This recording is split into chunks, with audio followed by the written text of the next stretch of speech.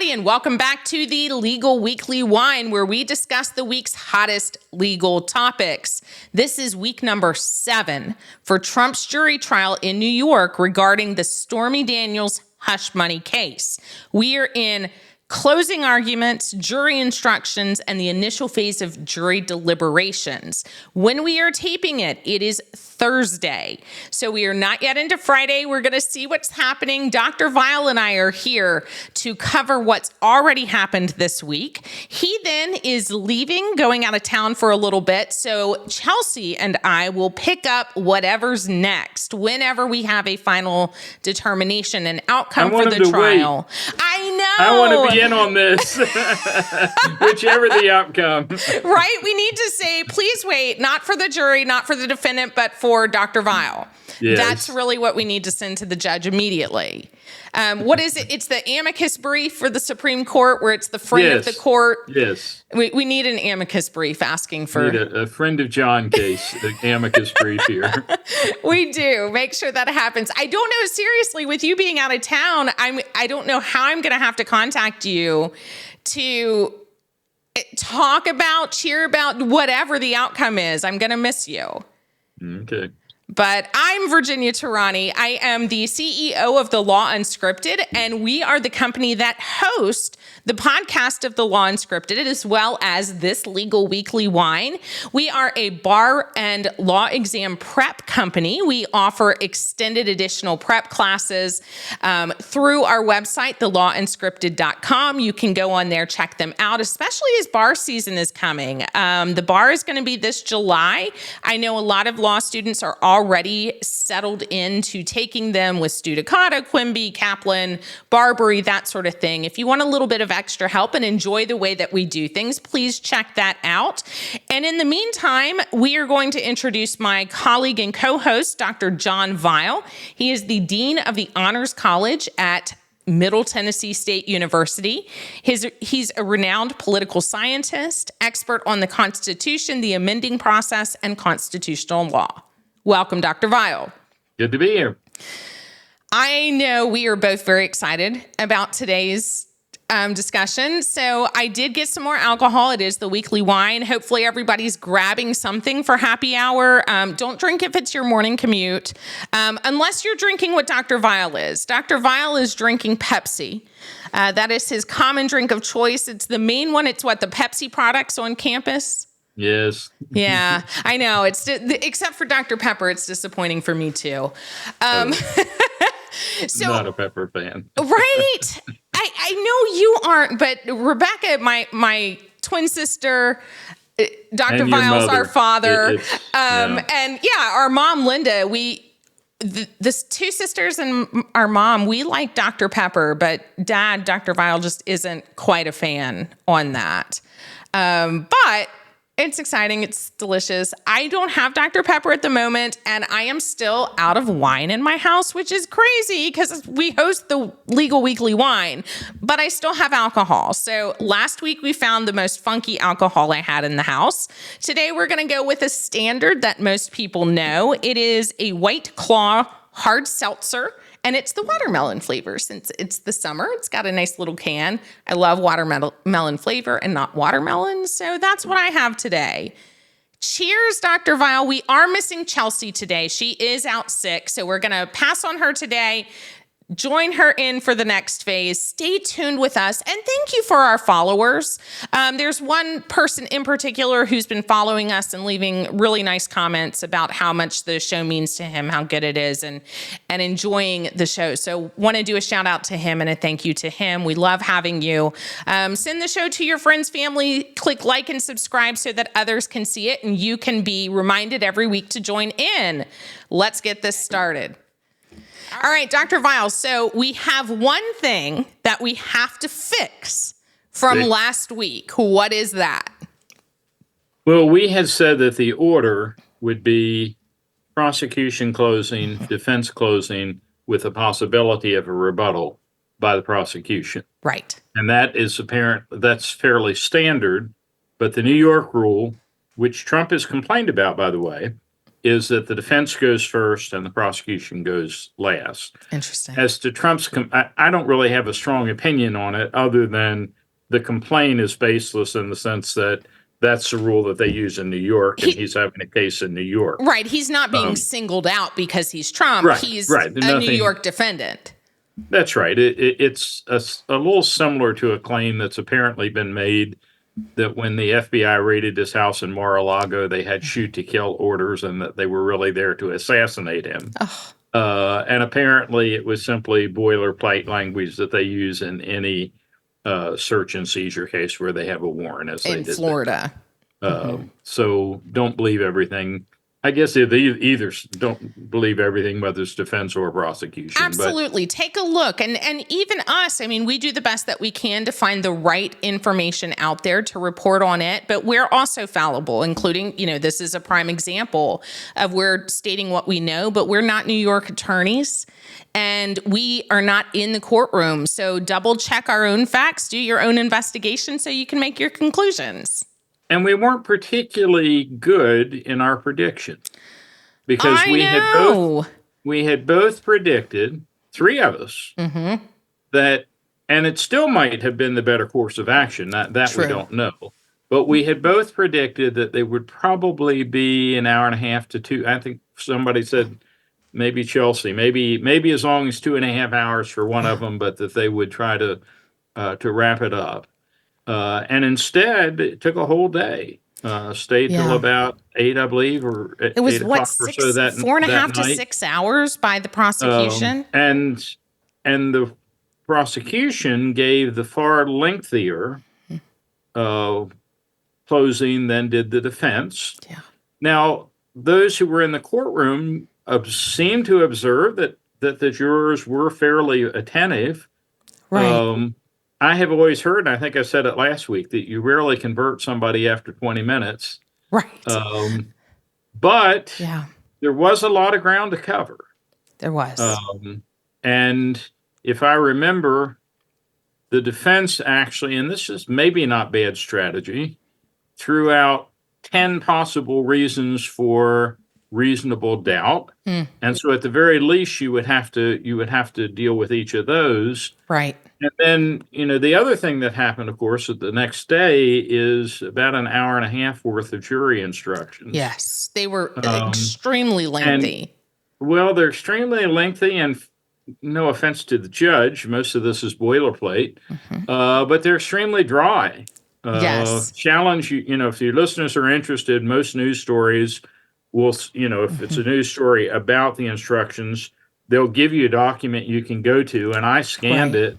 It is dry as dust. I mean, it's, a lot of it is pretty common sense. This is what reasonable doubt is. And exactly. If you have a conspirator, you can use the testimony, but it needs to be corroborated by other sources. What I don't quite get, and apparently what I've been able to find out, is that New York law, you would think the obvious thing to do is to read it, which he did, and then to say, and I'm giving you a copy to take back to the room. Yeah, with as many as there are. Pardon? With as many as there are, I am very much a visual learner. Yeah. Where I would need, yes, I would listen as attentively as I can.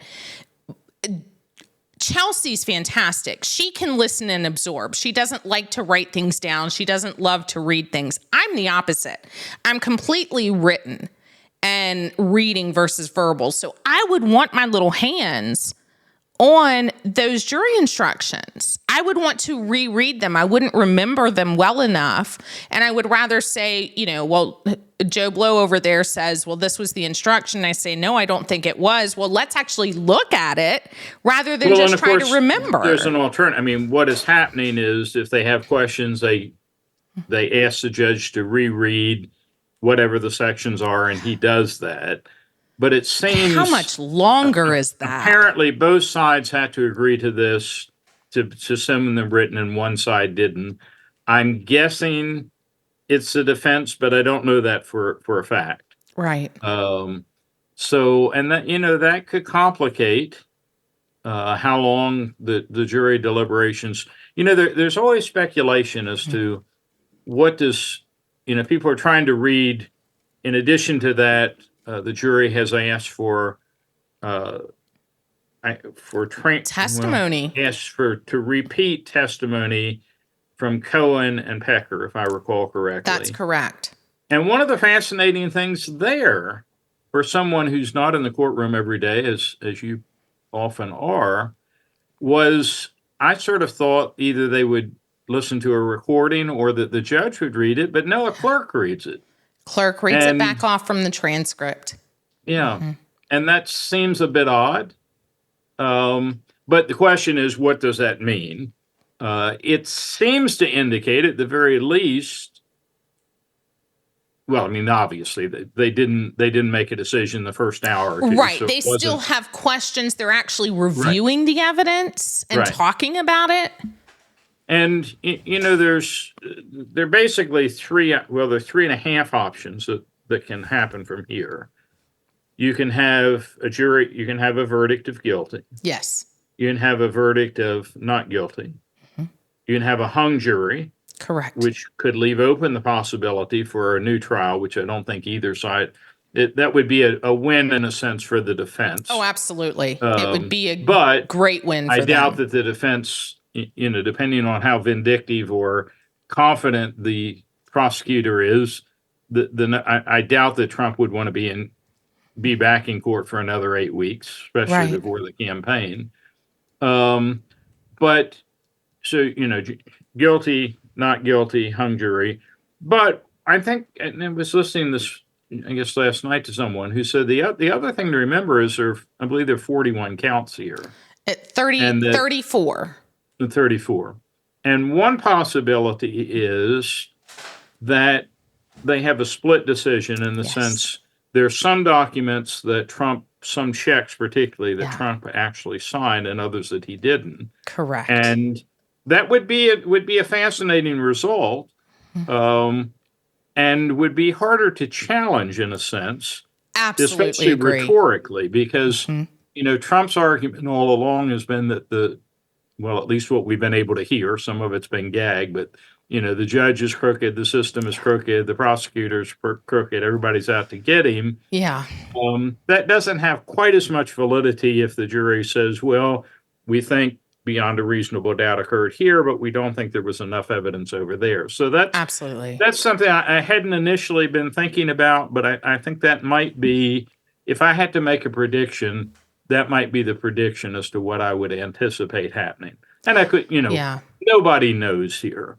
No, of course not. And the other option, there's another option in this. So I do like the fact that you've gone to the idea that they're going to take each one by one, that they don't have to find guilt of all of them just because they think he might be guilty of one. Same vice versa. They don't have to find him not guilty of all of them if it's just one. So they're not supposed to lump them together. You've got a really good jury if they parse them out. Yes. Well, in any case, generally in any case, if it looks like they're going piece by piece, allegation by allegation, one charge, one claim after another versus just a lump sum, then you do seem to have a better jury. And in this case, it looks like that, who knows, but at least it looks like that's possibly what they're doing by requesting to hear the jury instructions again, by requesting to hear David Pecker's information, Michael Cohen's testimony again. It sounds like they might really be trying to parse through, okay, it's not just is he guilty or not guilty, but the other option in this is maybe for all or some of them, they find guilty, but for the misdemeanors only and not the felonies, where they say, okay, we think he's guilty, but we don't think it was for changing the elections. We don't believe it was done with the intent of election fraud. And if that's the case, if they think he did this improperly, but not with that particular intent, that it was a false document, it was a false business record, then so be it, they're misdemeanors. But if they weren't that intent, they stay misdemeanors. They have to believe that each one was done with the intent to defraud the election. And I don't know that they've met that. It seems to me that most of the evidence, of course, we're getting it all hearsay. Exactly. Suggests that Trump was far more concerned about the election than he was about his family. Right. And, one of the fascinating things about the optics of this case is he's paraded in how many politicians who arguably don't belong there, whether they were supporting or opposing him. It would be like letting Richard De Niro in the courtroom to sit on the opposition side as what he does outside is his own business, I suppose. But one of the omissions, of course, is that his wife and better known daughter have not shown up. Now, They've not been there at all. Well, one of his daughters and his two sons have shown up, and one of his daughters, but not his wife. Right. I mean, I don't know. I'm sure. I cannot remember. I scanned the instructions. I know they're not generally. I mean, they obviously can't make an inference from Trump not being there because he has a right not testifying. Right not to testify. Mm-hmm. I don't know if they are given instructions or they can make an inference from the fact that the wife isn't there or not. Usually not. That's not usually in the instructions about the audience of who's in the audience, who's in the box looking at the trial, whether they're there multiple times. You're not supposed to make any inferences, but you're not supposed to. It's not a legal issue either. But in optics, it's huge. Right. Yeah. That's why, you can't make an instruction about what the person is wearing, what the parties are wearing. But as an attorney, depending on what side I have, I instruct them what to wear. Well, if you remember the Edwards case, because the jury cares. They look at it. Yeah. If you remember the Edwards case, which I think we talked about a time or two back, former governor of South Carolina, his daughter, actually, if I remember, I don't know if she was the defense or she was on the defense team for him. And, it was probably even unseemlier than some of the evidence that came out here. And he was exonerated. So, that could arguably make a difference. One of the things that I find myself not expecting, again, as someone who studies law but doesn't sit in the courtroom a lot, I was surprised that Trump has to stay in the court during jury deliberations. And for me, that would be, you take me away from my books for, of course, I'd probably bring a stack. Exactly. But I would find that very different. I mean, first you'd be tense to begin with. Right. Having to sit there being reminded that, hey, the conviction or verdict could come down at any time. But apparently that's pretty common sort of for the jury, so when they come, they don't have to wait 2 hours for the defendant to come. It's mostly a courtesy for the jury, where as soon as they're done deliberations, you don't want to hold them any longer than they have because they're doing a service for the government. So and you don't want to make any party wait either. So the idea is the parties need to be either in the courtroom or close by, depending on the jurisdiction. One of the first books I ever reviewed was called The Process is the Punishment. Oh.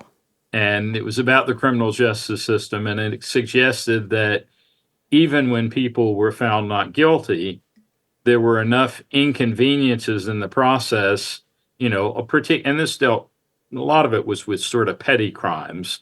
But this might be a case where, I think everybody sort of agrees there was some untoward behavior here. Yeah. Whether it's legal, whether it was illegal, whether it rose to campaign violation or not, that's another matter. It didn't smell good. But this would be punishment from, to tell me I got to sit anywhere, with nothing to do. Again, I'd bring something to do. You'd bring your computer. You would bring your books. I would. And I suspect that Trump probably has some minions who can go out and get what he wants, that sort of thing. Absolutely. Absolutely. But I was a little surprised. It just seems like a big waste of time to me. Why does he have to stay there? It feels like it, because I will tell you, of the juries that I have done, most of them have been, you've got to be in the courtroom or very, very close by.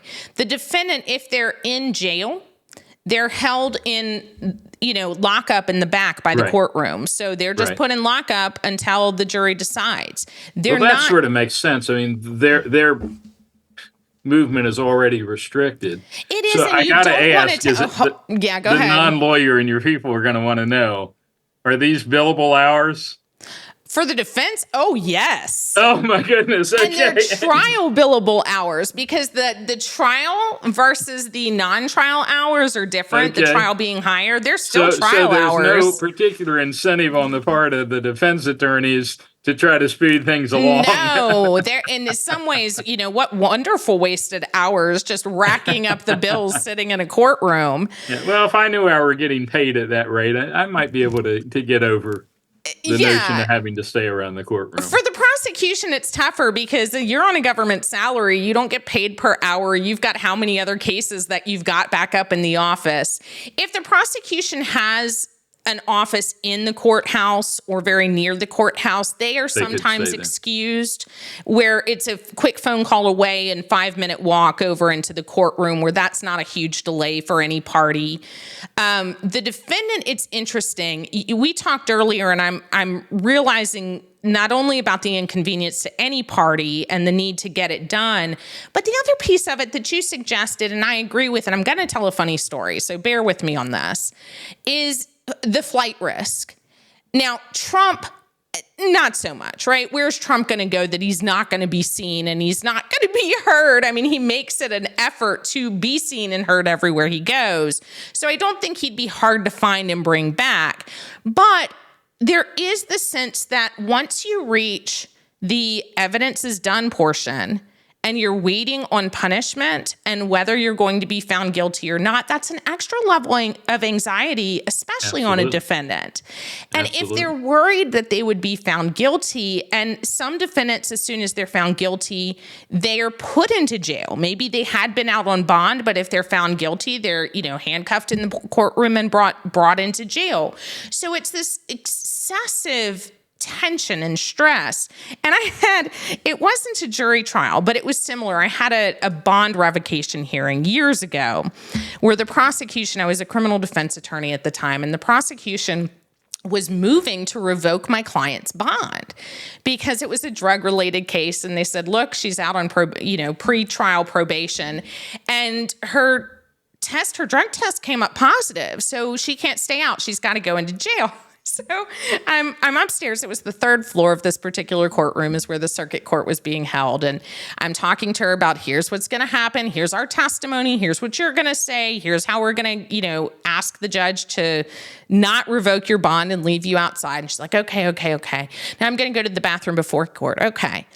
And I stand up. She wasn't going to shoot herself up, I hope. No, but I'm wandering around. She's taking a little while, and I walk over to the window and I look down right onto the courtyard of the courthouse, and I see my client running across the courtyard, and she stops on the street, and I watch as a bus comes up, and she jumps onto the bus, and off she goes. Because she was so afraid they were going to revoke her bond. And by goodness, I literally watched her run away from the courthouse. So we get into this hearing, and the judge asks, at the time it was Vile, and Miss Vile, where's your client? I don't know, Your Honor. And I didn't have to say I watched her running away. I truly didn't know where she was. So she got a warrant and got picked up, and bond got revoked for sure. No bond at that point. But there's an even greater incentive and fear between the conclusion of the evidence and the awaiting of a punishment phase of a guilt. That leads to another question is, and of course we don't, he's still presumed innocent, right? Mm-hmm. Legally. Absolutely, he still is. And he could be exonerated. Mm-hmm. But the question becomes, it's a little trickier here. What happens if he is guilty of one or more offenses? He could be sent to jail, but apparently it's about 1 in 10 of these cases where that happens. It would be extremely unlikely. Yeah. On the other hand, he has not been a model defendant from the standpoint of the court, which sort of works both ways, right? If it looks like it's vindictiveness against him, even if he deserves it, that doesn't come across very well. But it'd be very fascinating to see, apparently they could require he stay home. Well, home detention, that would be a particularly big punishment if it meant you couldn't be on the campaign trail. Absolutely. Although I suspect he would figure out a way to make hay out of it. I expect it would be similar to the gag order. I expect if he's found guilty of any of it, that there would be a fine associated as up to the amount that's allowable by law per charge. And I expect it would be suspended jail sentence. That it wouldn't be no jail, but it would normally be... Or maybe probation, could you have... You can have probation, but it has to be probation based on some kind of suspended jail time. Okay. If it's just probation, there's no teeth in it, right? So what happens if you violate probation? Right. So it has to be some kind of sentence. So let's say it's 6 months on each. I don't know that it is. I'm just making up a number. Sure. And I worry about that because some people misunderstand when I do this. But let's pretend it's a trial, not even necessarily this one, but a trial where 6 months is imposed. You can suspend all 6 months pending performance of probation. And then you're given conditions such as you can't, maybe the gag order's continued. Based on the condition that you continue not to talk about the witnesses, not talk about the jurors. You probably could not. It's so unique. You probably could not make a condition on you can't go to a campaign rally, right? No, very, very unlikely. It's possible you could have a condition, for normal defendants not to leave the state. But in this case, because he has a residence in Florida, that's also very unlikely. So I don't envy the judge in this case trying to come up with a punishment if Trump is found guilty of any of the offenses. But in order to do probation, there would have to be some teeth of if you violate whatever conditions are imposed, and that the prosecution would get to request conditions. They would be able to ask for, we want this, this, and this, because there's no specific script for these are always the conditions of probation. It's different every time. So let's think a little bit about how Trump has reacted so far. Yeah. He's basically, in fact, the latest I thought was a good line. I don't think it's particularly true, but he claimed that even Mother Teresa could not have gotten a fair trial in New York or under these circumstances. There was enough evidence there even to convict her.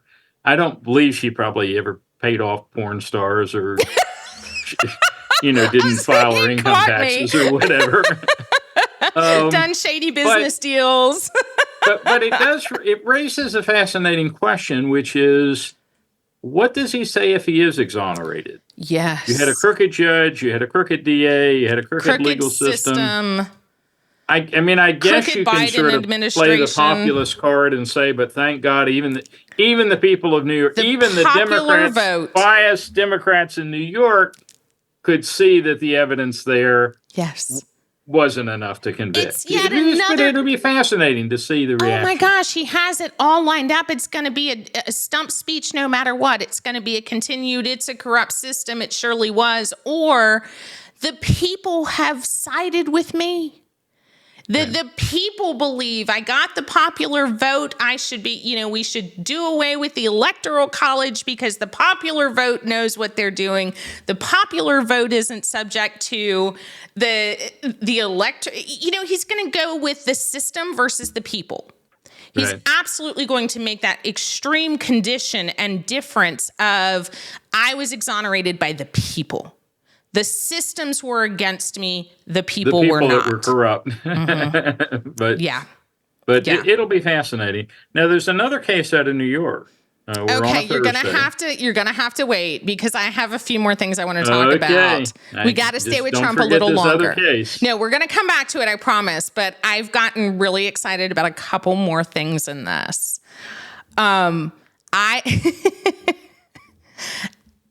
We have been talking for several of these last shows over the last 6 weeks of this trial about the witnesses and how you can't choose your witnesses, right? How many times have we, right? How many times have we talked about this? Is we can't go and get, they're not all nuns, priests, and whatever.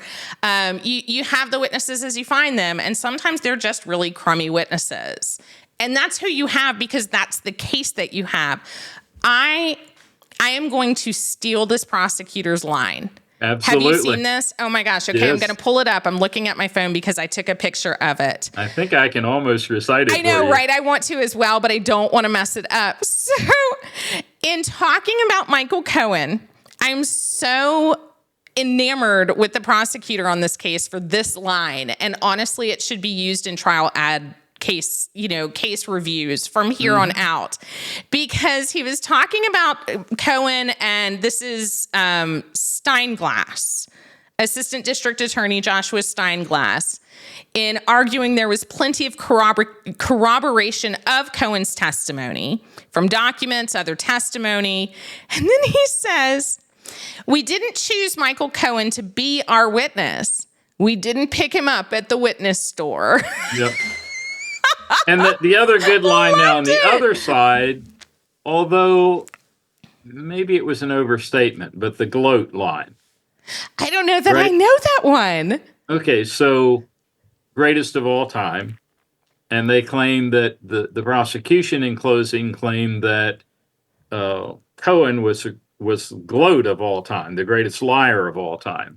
Oh, that's funny. Now, he was hardly the only one probably on the stand that could have been accused of that. Yeah. But, and I think in a couple cases, it sounds, we had talked about, could you object during closing? And I think they did. There was one time, I don't know that it was an objection as it was the judge actually intervened. It was when the awful. Prosecution said, you shouldn't be sending this man to jail. The defendant said this. The defense said this. I'm sorry. The defense said you should. You're right. They're in their closing, and the judge but I can't remember whether there was an objection or not. I don't think so. I think the judge said you can't say that. The jury isn't here to decide on his punishment if he's guilty or not. Nobody knows. Basically, we don't. They shouldn't worry about whether he's going to jail or whether it's a fine or a slap on the hand or whatever it is. Yeah. That's inappropriate. Not only is it inappropriate, in many and maybe most jurisdictions, I would argue it would be a mistrial. It would be full grounds for a mistrial. And honestly, the only reason I can think of that the prosecution didn't ask for a mistrial because of this statement is because they didn't want to do another case. Sure. They just didn't want to bother with it. And they're like, let's just get this done. Whatever the outcome is, there's enough prejudice across this case to not matter. But what this does, the defense in most states, it depends on the rules. In most states, they are not allowed to mention the punishment possibilities. Right. They're not supposed to know. They're only supposed to decide at first, guilt or not guilty, guilty or not guilty. Then, if they're found guilty, either it goes back to the jury to determine punishment, or it goes to the judge to determine punishment. In this case, as I understand it, for New York, that it would go then to the judge to decide punishment. But the jury's not supposed to know what it is, because the jury's not supposed to base their decision of guilty or not guilty on what they think will happen to the defendant. Right. No, it was very interesting watching panels of judges on various news networks. The judges, the lawyers got very, very animated on this point. You should have executed him on the spot. Oh my gosh. I mean, it's one of those things, it's so fundamental and basic. It's almost as bad as a defense attorney saying on closing that, or a prosecutor, let me change this, a prosecutor saying in closing, well, the defendant didn't testify. Right. And you can hold that against him. I mean, it's almost just as bad, if not equally bad, because I sense of the presumed. Just watching the panels. And now I'm getting worked up. Yeah. But it's the presumed prejudice of and the am jury. I right? The defense closer is not typically a defense What do you mean? attorney? Why wouldn't they The person be? who closed for the defense does not have primary. Wasn't it Blanche? But has he done defense closings before? I don't know. If he hasn't, I can tell. That would make sense based on that statement if he hasn't. But it's so prejudicial to the jury.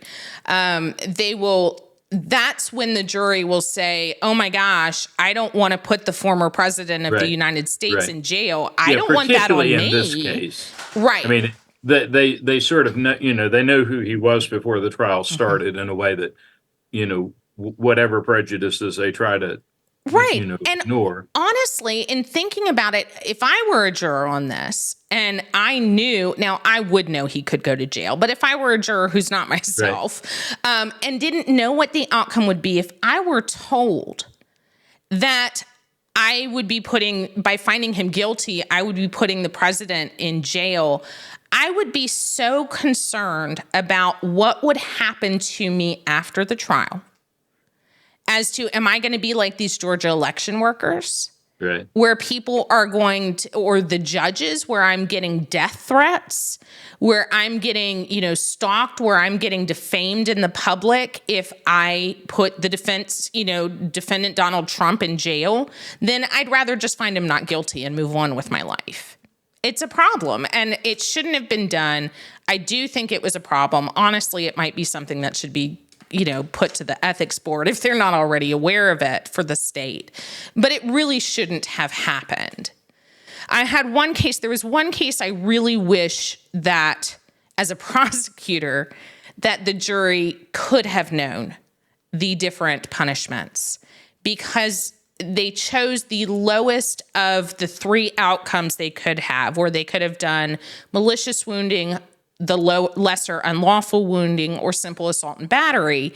They chose assault and battery, I think wrongly so, but they didn't know that it was only up to a year in jail. And I saw in their faces when we went into the penalty phase outside of the guilt phase, when I said, you can only sentence him in for 1 year, he's got to get that year.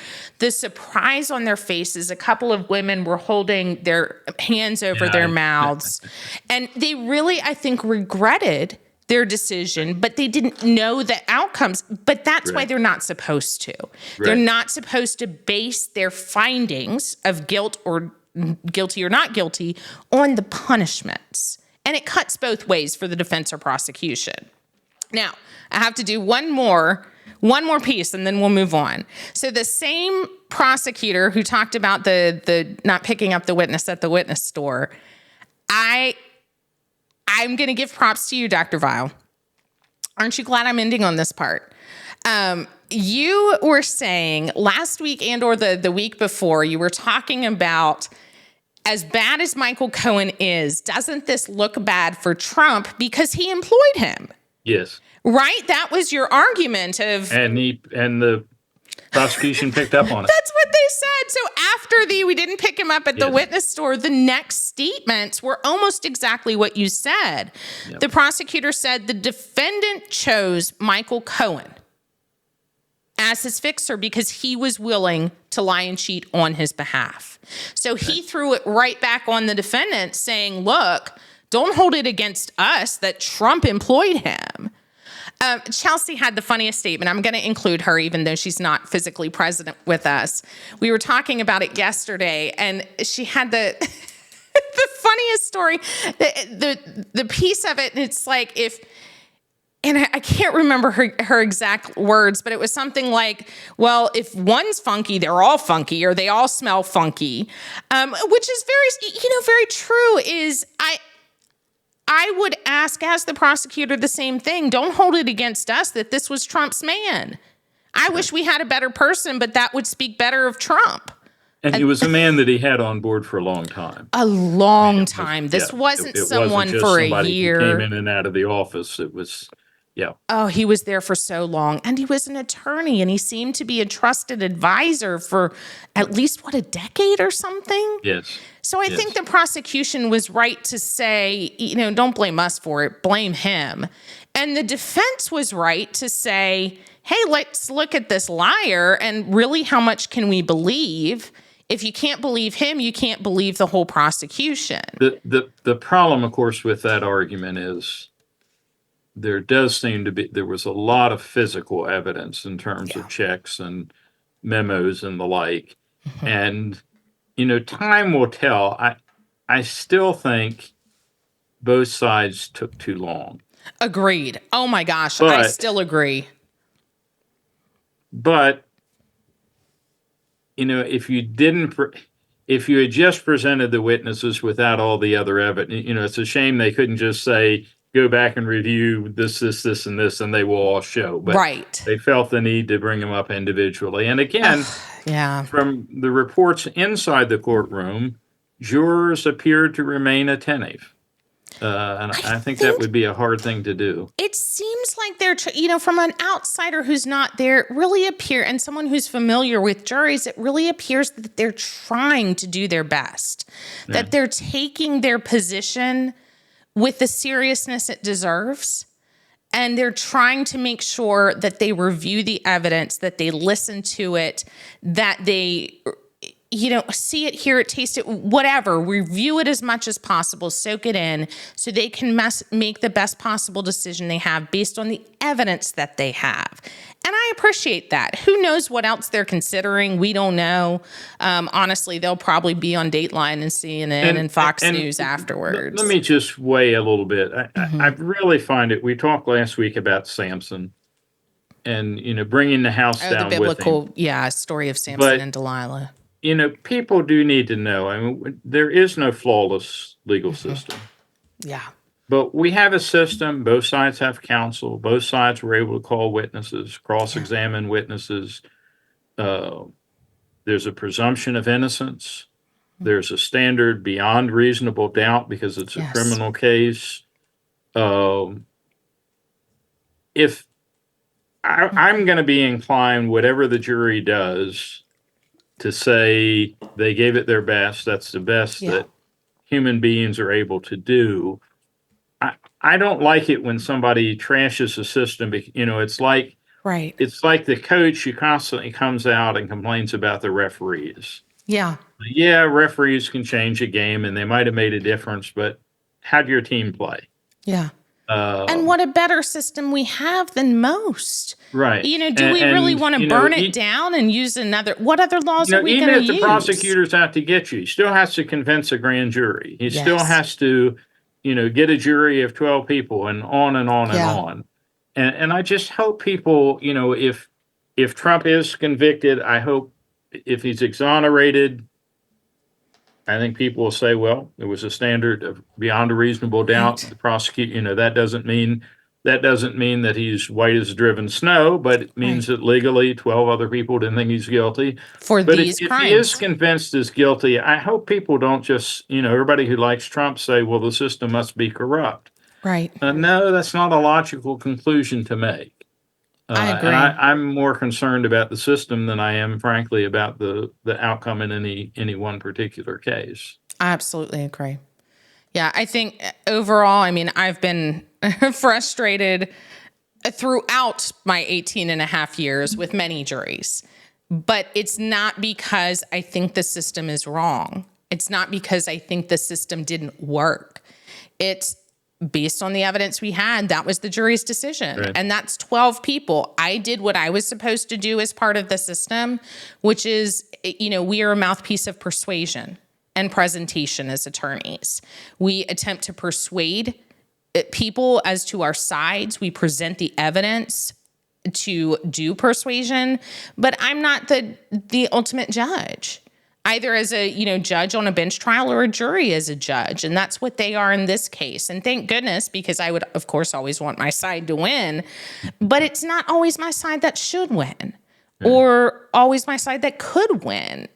And like I said, I think, especially this jury, but even outside of this jury, is I think once they're chosen, as crummy as their pay is and, everything else, I think they really do try to do a good job. And it seems like with all the requests to review the jury instructions, they're trying to base it on the law. But we'll see. All right, let's go back to your other case. Okay, so today, Thursday, May 30th. There is a decision, National Rifle Association of America petitioner against Maria Vullo, Vullo. So the NRA. Who was the superintendent of the New York Department of Financial Services. And apparently, so she oversees what insurance regulations, among other things. Yeah. And one or more companies had entered into a contract that essentially was illegal. Okay. They were, or as I understand it, they were willing to insure someone against actually felonious use of weapons that they had sold to them. And not even if the person had been negligent in all of this, and they said no, under state law that's not permissible. So basically, Cuomo, who was then governor, and this woman were out against the NRA. This occurred shortly after the one of the shooting, the Parkland, Florida shooting. Oh, okay. And they were very much, they were for gun control, and obviously the National Rifle Association, which is in all kinds of trouble of its own, was for it. And so essentially, she was telling groups, I know you've done some things that are wrong, but I won't go after you as long as you will not insure the National Rifle Association or anybody with connection with them. And the court said, the members of the government have the right to governmental speech, but that doesn't give you the right to try to suppress the groups of other people and basically use coercion. We're not going to come after you as long as you do X, which ends up speech that you don't support. Okay. So it's a fairly important. What's fascinating about it now? We had talked about this. It's the motion to dismiss stage, right? And so it ends up going. They're rejecting the motion to dismiss. It's a unanimous decision, by the way, which is incredible. There aren't many unanimous decisions. No, that's right, and particularly when it comes to gun control issues, many of them are 5-4 decisions. Usually with conservatives wanting relatively few, if any, gun controls, and the liberals on the courts supporting them. But it's a fairly strong statement that you can't use a governmental agency can't condition its aid or its support on the free speech positions of the various groups that they're regulating. Right. Well, it is interesting, and I'm glad you brought it up because we need to remember there's more than just the Trump trial happening in the U.S. And this next month is a hot one. It is. Usually the last week in June, sometimes the first week in July, are the final decisions of the court, and they often tend to save the hardest and the most fascinating right to the end. Which is we're still waiting on the presidential immunity issue, absolutely. Yeah. So we'll have plenty to talk about in the next several weeks. We will. So what we're going to do is we're going to do another week or two. We're going to finish out this Trump trial. We're going to have to do that. That's what we do here. I think Dr. Weil and I also have another planned. We're still trying to do this Jehovah's Witness issue. We're podcast episode. Yes. We're not a publication. I mean, whatever. Episode. And then we're going to start season 5 of our show, which is going to be the June and July and August Supreme Court decisions. We'll hit some other things that are happening, but our main focus is going to be the Supreme Court decisions, just like we did last summer. There's a very fascinating case in New Jersey right now. You have a senator for the Menendez for the second time. Oh, yes, this criminal. On trial. And there's a fascinating little constitutional issue, which is there's a bizarre little clause which had a great purpose, but may be backfiring, which basically says you can't question a member for what they say on the floor of the Congress. Right. And in this case, the allegation is that Menendez, among other things, gave speeches in front of Congress that he was paid for, bribes. Right. And the lower court has said, sorry, we can't use that evidence. Now, there may be other, if you remember, there was a search there and there were gold bars found in his house and a Mercedes, some crazy that apparently stuff been given to his wife and the like. But that's, that'll probably be coming out in the next week or two. So that's, so stay tuned for that a very fascinating one to keep track of.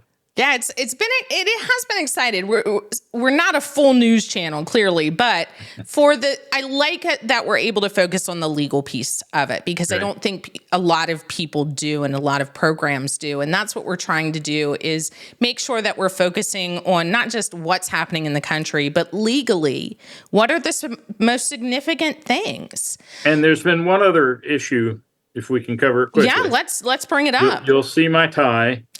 It does not have its famous flags of the United States, or flags of America. It does not have the so-called pine tree flag, or the flag that was flown outside Alito's house. Yes. But there was a upside down flag, which is often used for distress, and then this pine code, or the appeal to heaven, has been associated with the Stop the Steal movement. Now, in fairness, I sort of want to write something for The Onion, which says Alito had an American flag outside his house, and some people who attacked the Capitol were carrying American flags. Some of them were. Yeah, well, many of them were. He's not necessarily responsible for knowing that they carried the flag, or necessarily knowing that implication. But it is fascinating. Some people have called on him to recuse himself. And he has a double explanation now. He said he's not going to. Well, he does, but he says that his wife made both decisions, and the one where they had the pine tree, the appeal to heaven flag, he says that's actually the beach house. She's actually inherited that, and she's the owner. And so it's sort of a twice removed.